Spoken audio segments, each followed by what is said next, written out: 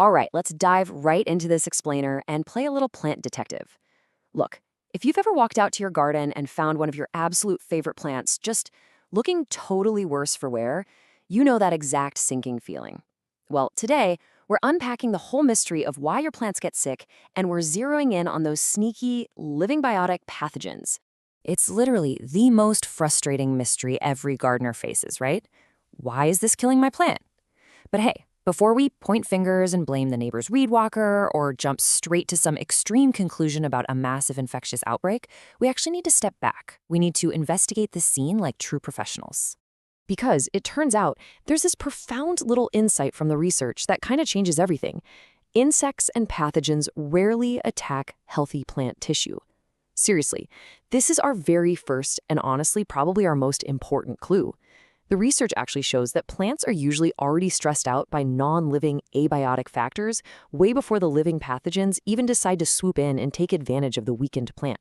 It's like kicking someone when they're already down. And because of that, we arrive at the golden rule of plant diagnostics. As a detective, your absolute first job is to rule out environmental, non-living factors. I know it's so easy to assume the worst and start hunting for a disease, but you've got to check for things like, too much sunlight causing scorch, an unexpected freeze, extreme winds, or maybe just improper watering drowning the roots. It's only after we've thoroughly eliminated the environment from our suspect list that we can confidently start hunting for a living killer. Okay, moving right along, let's look at tracking time and space. So the crucial difference here really comes down to how the damage is distributed. Abiotic damage, think a sudden freeze or maybe chemical drift from a pesticide, hits an area completely uniformly. It usually takes out multiple different plant species all at once. Like if the roses, the oak tree, and the grass all look burned, yeah, that's the environment. But our living biotic pathogens operate totally differently. Thanks to biological dispersal, they're sporadic, they cluster, they're incredibly picky, usually attacking just a single plant family or genus in that area, while leaving everything else around them completely untouched. And the timeline is equally revealing. A non-living injury, like frost damage, just happens suddenly and then stops. Boom, the damage is done and the plant just tries to recover. But a living pathogen? That guy is on a mission. A fungal leaf spot might show up on day 3, and by day 7, it's actively expanded and colonized entirely new growth. It progressively spreads as the organism feeds and reproduces. So let's round up the usual suspects. Fungi are pretty much the most common horticultural suspects you're going to encounter. On one hand, you get these characteristic fungal leaf spots with super clearly defined borders, literally just eating away at the healthy green tissue. And on the other hand, you have a classic case of powdery mildew, forming this white, dusty-looking mat straight over the surface of the leaf, basically suffocating the plant's ability to photosynthesize. Let's actually break down fungi a little bit more, mainly because, let's be real, chances are this is the exact biotic pathogen you'll be dealing with most often. When you're out there inspecting your plants, you want to keep an eye out for dry lesions with really sharply defined borders.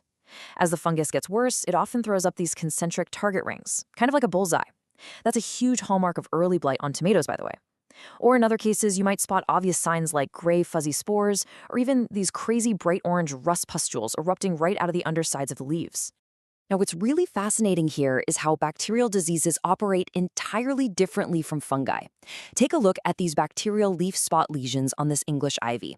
Unlike those dry, perfectly rounded fungal spots we just talked about, bacterial lesions are often super angular. Why? Because they're physically bound by the structural veins of the leaf itself. They also tend to have this wet, water-soaked appearance rather than a dry one, and they love to spread through this sticky bacterial ooze that just gets splashed all over the garden by wind and heavy rain. Okay, we also absolutely must watch out for the highly destructive water molds, or oomycetes. This group includes infamous garden villains like Pythium and Phytophthora. They thrive in wet, poorly draining soil. And get this, their spores are actually adapted to swim. They literally spread through water. Pythium is what causes rapid damping off, which is that heartbreaking scenario where your young, perfectly healthy seedlings just collapse at the soil line overnight. Phytophthora, on the other hand, causes severe stem and root rot in mature plants. But honestly, what's truly terrifying for a gardener is that their resting spores can survive extreme drought, freezing cold, and complete starvation for over 5 years, just sitting there in the dirt, patiently waiting for you to plant a suitable host. No thank you. Now let's talk about symptoms versus signs. By definition, a symptom is a physical plant response to an insect, animal, or pathogen. Basically, it's the plant's literal cry for help as it reacts to stress. You're seeing the damage, right? Not the cause itself. This includes things like rapidly dying blight, a sunken canker on a woody branch, yellowing chlorosis in the leaves, wilt, or even a witch's broom, which is this crazy thing where a weird tangled brush of tiny, weak stems suddenly starts growing out of nowhere in response to an infection. A sign, however, well, that's your smoking gun. A sign is the visible, physical evidence of the organism itself that's causing the problem. You aren't just looking at the plant's reaction anymore, you are staring straight at the actual killer. Signs are things like fungal spores, fluffy mycelia, or those tiny little fruiting bodies that you might honestly need a hand lens to properly spot out in the field. So when we put this into practice, the difference becomes incredibly clear. Take a look here. That septoria leaf spot on the tomato leaf on the left, that is dead plant tissue. It's the plant's reaction, so that's a symptom. But that fluffy white material on the stem over on the right, that's actual living fungal mycelia. That is the physical organism of white mold in the flesh, making it a definitive, undeniable sign. Next up, the disease triangle. You see, pathogens don't just strike at random. It's not just bad luck. For an infectious disease to actually develop, three very specific conditions have to exist at the exact same time. You need a susceptible host plant, a virulent pathogen, and a favorable environment.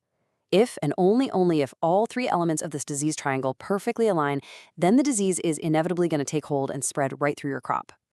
But here's the empowering part, folks. You have the ability to break this triangle. By following a basic preventative care checklist, you can make sure pathogens never find that perfect environment to attack. Sanitize your tools between cuts so you don't accidentally spread the pathogen yourself. Avoid overhead watering to keep those leaves nice and dry, taking away the moisture fungi desperately need to germinate.